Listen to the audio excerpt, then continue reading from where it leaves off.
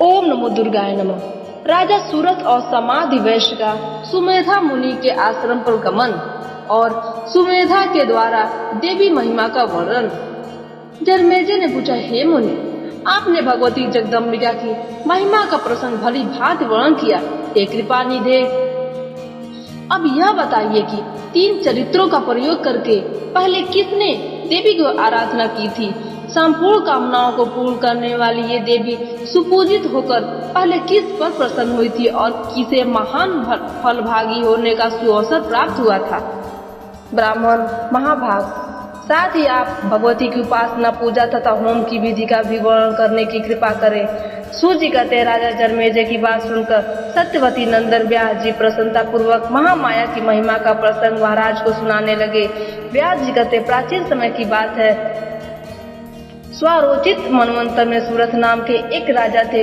उनका स्वभाव बड़ा उदार था। प्रजा पालन में उनकी बड़ी तत्परता थी। वे सत्यवादी, कर्मनिष्ठ, ब्राह्मणों के उपासक, गुरु में श्रद्धा रखने वाले और सदा अपनी पत्नी से ही प्रेम करने वाले थे। उन दानशील नरेश का किसी से कोई विरोध नहीं था। धनुर्विद्या के वे पारंगत थे। यो राज्य की रक्षा में तत्पर रहने वाला राजा सूरत का कुछ पर्वतवासी मलेच्छों से सामना हो गया। उन मलेच्छों ने अनायास उनसे शत्रुता ठान ली। मध्य के अभिमान में चूर रहने वाले वे मलेच्छ हाथी, घोड़े, रथ और पैदल सैनिकों से सुसज्जित अपनी चतुरंगिनी सेना लेकर आ पहुंचे।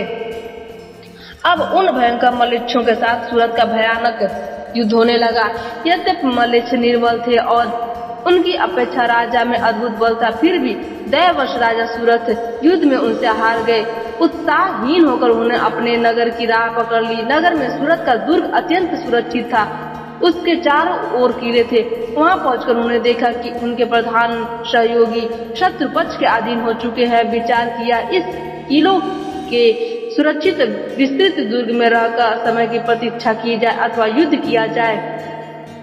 मंत्री शत्रु पक्ष के समर्थ हो गए हैं, अतः उनसे परामर्श करना सर्वथा अनुचित है। वे फिर सोचने लगे, कहीं शत्रु के आश्रय में रहने वाले ये मेरे दुराचारी मंत्री ही यदि मुझे शत्रुओं के सामने उपस्थित कर देंगे तब क्या होगा?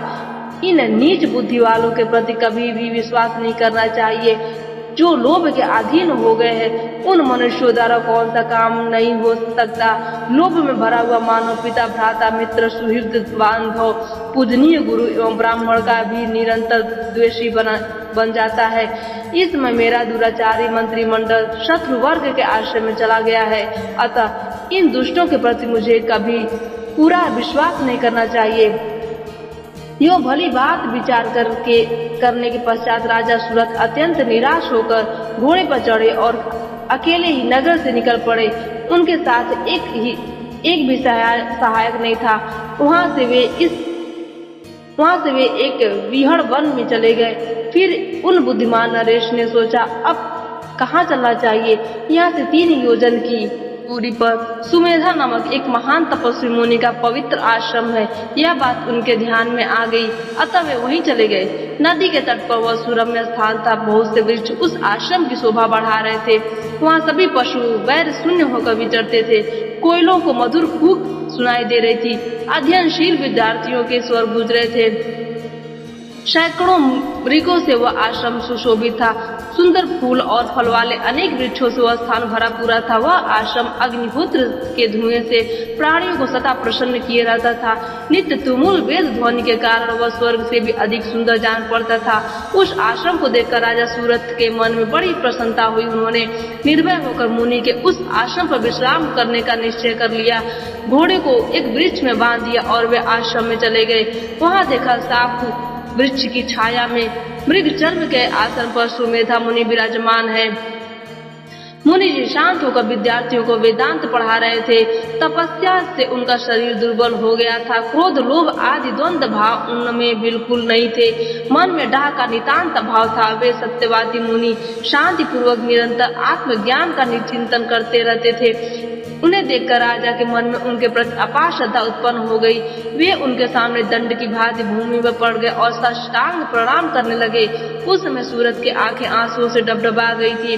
तब मुनि ने बार बार उठाने के लिए आग्रह करके उनसे कहा, तुम्हारा कल्याण हो। मुनि का संकेत पाकर विद्यार्थी ने राजा को एक आसन दे दिया। आदेशानुसार राजा उठे और उस आसन पर बैठ गए। मुनि जी ने अर्धपाद आदि से राजा के द्वारा महाराज सूरत का विधिवत स्वागत किया। पूछा, आप कौन है, कहाँ से पधारे हैं, क्यों इतने चिंतित है। अब आप इच्छानुसार अपना मनोभाव व्यक्त करें। आप किस प्रयोजन से यहाँ आए हैं, मन में कौन सा विचार उपस्थित है, अवश्य बताएं। आपका कोई असाध्य भी मनोरथ होगा तो मैं उसे भी पूर्ण करने का प्रयत्न करूंगा। राजन ने कहा, मैं सूरत नामक एक राजा हूँ। शत्रुओं से मेरी पराजय हो चुकी, अतः महल, स्त्री और राज सब कुछ छोड़कर मैं अकेला आपकी शरण में आया हूँ। हे ब्राह्मण, अब आप जो कुछ आज्ञा दे वही श्रद्धा पूर्वक करने के लिए मैं तैयार हूँ। धरातल पर आपके अतिरिक्त दूसरा कोई भी मेरा रक्षक नहीं है। हे मुनिवर, शरणागतों पर कृपा करना आपका स्वभाव ही है। मैं शत्रुओं से अत्यंत भयभीत होकर आपके पास आया हूँ, मुझे बचाने की कृपा करें। मुनिवर बोले, महाराज, आप निर्भीक होकर यहाँ विराजे। तपस्या का ऐसा प्रभाव है कि आपके अत्यंत पराक्रमी शत्रु भी कदापि यहाँ नहीं आ सकेंगे। राजेंद्र, यहाँ पर हिंसा करना निषिद्ध है, अतः आपको वनवासी जीवन व्यतीत करना चाहिए। तीने की चावल, फल और मूल खाकर आप जीवन निर्वाह करें। व्यास जी कहते हैं, सुमेधा मुनि की बात सुनकर राजा सूरत के मन से भय दूर हो गया। वे फल मूल खाकर बड़ी पवित्रता के साथ उसी आश्रम पर रहने लगे। एक समय की बात है, राजा उसी आश्रम में एक वृक्ष के नीचे बैठे थे। उनके मन पर चिंता की घटा गिर आई थी। चित्त घर पर चला गया। वे सोच रहे थे, निरंतर नीच कर्म करने वाले मलिच्छ शत्रुओं से मेरा राज्य हड़प लिया है। वे निर्लज, बड़े दुराचारी हैं। उनके व्यवहार से प्रजा को महान कष्ट होने की संभावना है। संपूर्ण हाथी और घोड़े भोजन न पाने से तथा शत्रु से सताए जाने के कारण अत्यंत दुर्बल हो गए होंगे। इसमें कोई संदेह नहीं है। जिन्हें मैं पाल पोस चुका हूँ, उन मेरे सेवकों पर अब शत्रुओं का अधिकार हो गया है। निश्चय ही वे सभी कष्ट का अनुभव करते होंगे। वे शत्रु असीम दुराचारी हैं। अपव्यय करना उनका स्वभाव ही है। यह निश्चित है कि उनके द्वारा मेरा धन जुआ खानों और शराब खानों में चला गया होगा। खोटी बुद्धि वाले वे शत्रु व्यसन करके मेरे सारे कोष को नष्ट कर डालेंगे। उन मलिच्छों में ऐसी योग्यता तो है ही नहीं कि वे सुपात्रों को दान दे। मेरे मंत्री भी वैसे ही हो गए हैं। महाराज सूरत वृक्ष के नीचे बैठकर इस प्रकार की चिंता कर रहे थे कि इतने में कोई एक वैश्य वहां पर आ पहुंचा। उसके मन में भी महान क्लेश था। उस वैश्य पर राजा की दृष्टि पड़ी, वह पास ही बैठ गया। तब राजा सूरत उससे पूछने लगे, तुम कौन हो और वन में कहां से अकेले आ गए? महाभाग, तुम्हारे मन पर क्यों इतनी दीनता छाई हुई है? शोक से तुम्हारा शरीर दुर्बल हो गया है। तुम सच बताओ। 7 पग एक साथ चलने पर ही मैत्री समझ ली जाती है। व्यास जी कहते, महाराज सूरत की बात सुनकर वह आदरणीय वैश्य अपना वृत्तांत करने लगा। अब वो शांत चित होकर बैठ गया। मुझे अच्छे महात्मा पुरुष मिलकर यह बात उसकी समझ में आ गई थी। वैश्य ने कहा, मित्र, वैश्य जात में मेरा जन्म हुआ है। लोग मुझे समाधि नाम से पुकारते हैं। मेरे पास पर्याप्त धन था। धर्म में मेरी बड़ी आस्था थी। मैं कभी झूठ नहीं बोलता, किसी से कोई ईर्ष्या नहीं करता। फिर भी मेरे पुत्र और स्त्री धन के बड़े लोभी हैं। उन दुष्टों ने मुझे कृपण बताकर घर से निकाल दिया है। अपने कहलाने वाले उन व्यक्तियों से त्यागे जाने के कारण जो बड़ी कठिनता से त्यागी जा सकती है, ऐसी प्रचुर संपत्ति को छोड़कर मैं शीघ्र ही वन में चला आया। प्रियवर, आप कौन है? देखने से बड़े भाग्यशाली प्रतीत होते हैं। अब अपना वृत्तांत बताने की कृपा करें। राजा ने कहा, मैं सूरत नामक एक राजा हूँ। डाकू ने मुझे महान कष्ट दिया है। साथ ही मंत्रियों में भी मेरा साथ धोखा किया है। अतः राजच्युत होकर मैं यहाँ समय व्यतीत कर रहा हूँ। वैश्वर, भाग्यवश तुम भी मित्र रूप से यहाँ मेरे पास आ गए। महाबुद्धि, इस वन में बड़े सुंदर वृक्ष है। अब हम दोनों व्यक्ति यही सुखपूर्वक समय व्यतीत करेंगे। विश्वोत्तम चिंता दूर करके स्वस्थ हो जाओ। यही इच्छा अनुसार आनंद मनाते हुए मेरे साथ रहो। वैश्य बोला, मेरा परिवार अब असहाय हो गया है, मेरे बिना वे अत्यंत कष्ट पा रहे होंगे। दुख और शोक से संतप्त होकर वे महान चिंतित हो जाएंगे। राजन, मेरी पत्नी और पुत्र शारीरिक सुख पा रहे हैं अथवा नहीं, इस चिंता से आतुर मेरा चित्त सदा अशांत बना रहता है। राजन, अपने पुत्र, स्त्री, घर और बंधु बांधवों को मैं फिर कब देखूंगा? गृह की चिंता में अत्यंत आकुल मेरा मन किस प्रकार भी स्वस्थ नहीं हो पाता। राजा सूरत ने कहा, महामते, जिन दुराचारी एवं प्रचंड मूर्ख पुत्रों ने तुम्हें निकाल कर घर से बाहर कर दिया, उन्हें देखकर अब तुमको कौन सा सुख प्राप्त होगा? दुख देने वाले सुहृद की अपेक्षा शत्रु को उत्तम माना जाता है, अतः मन को स्थिर करके तुम मेरे साथ आनंद करो। वैश्य ने कहा, राजन, असीम दुख से संतप्त मेरा मन किसी प्रकार भी स्थिर नहीं हो सक रहा है, क्योंकि दुराचारी भी बड़ी कठिनता से जिसका त्याग करते हैं, उस कुटुंब की चिंता मुझे सता रही है। राजा ने कहा, राज संबंधी मानसिक दुख के कारण मैं भी दुखी हूँ। ये मुनि जी बड़े शांत स्वरूप है। अब हम दोनों व्यक्ति इन्हीं की इस शोकनाश की औसत पूछे। व्यास जी कहते, इस प्रकार विचार करके राजा सूरत और समाधि वैश्य दोनों अत्यंत नम्र होकर शोक का कारण पूछने के लिए सुमेधा मुनि के पास गए। वे परम आदरणीय ऋषि आसन लगाकर शांत बैठे थे। राजा ने सामने जाकर मस्तक झुकाए और शांति पूर्वक बैठकर कहना आरंभ किया। राजा सूरत ने कहा, मुनिवर, अभी इन वैश्य ने वन में मेरी मृत्यता हो गई है। स्त्री और पुत्रों के द्वारा ये घर से निकाल दिए गए हैं। संयोगवश मुझसे इनकी भेंट हो गई।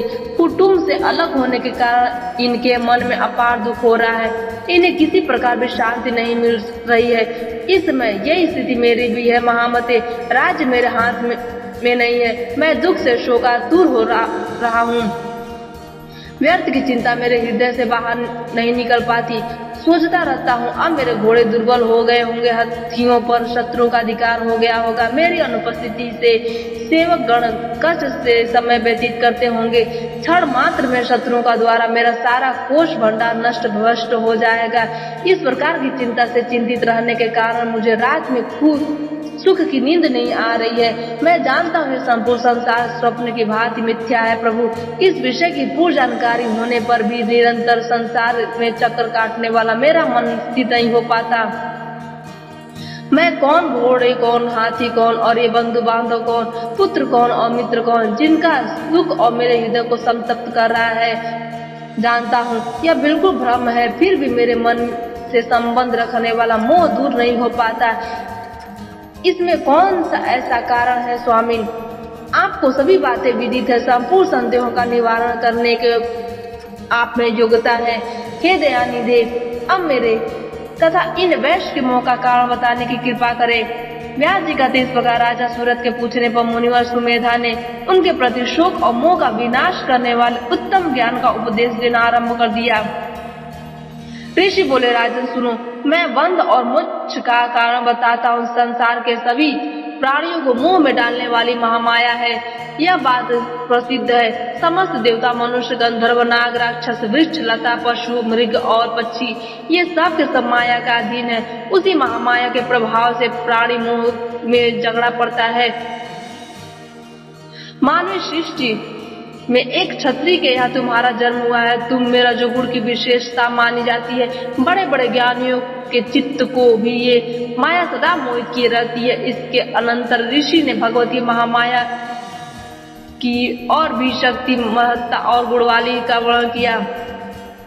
राजा सूरत ने कहा, भगवान, आप अब उन भगवती महामाया का स्वरूप और उत्तम बल मुझे बताने की कृपा करें, साथ ही उनके प्राकट्य का कारण भी और जहाँ वे पधारती हैं उस स्थान का भी परिचय कराएं। सुमेधा ऋषि ने कहा, राजन, ये भगवती महामाया अनादि है। इसमें कभी भी इनकी उत्पत्ति नहीं होती। सर्वोपरि विराजमान रहने वाली ये देवी नित्य स्वरूपणी है। कारणों की भी ये कारण है। राजन, ये शक्तिमय देवी सर्व आत्मा रूप से संपूर्ण प्राणियों के भीतर विराजमान रहती हैं। यदि अंतःकरण से ये अपना आसन हटा ले तो प्राणी मुर्दे के समान प्रतीत होने लगता है, क्योंकि समस्त देहधारियों में जो चित्त शक्ति है वह इन्हीं का रूप है।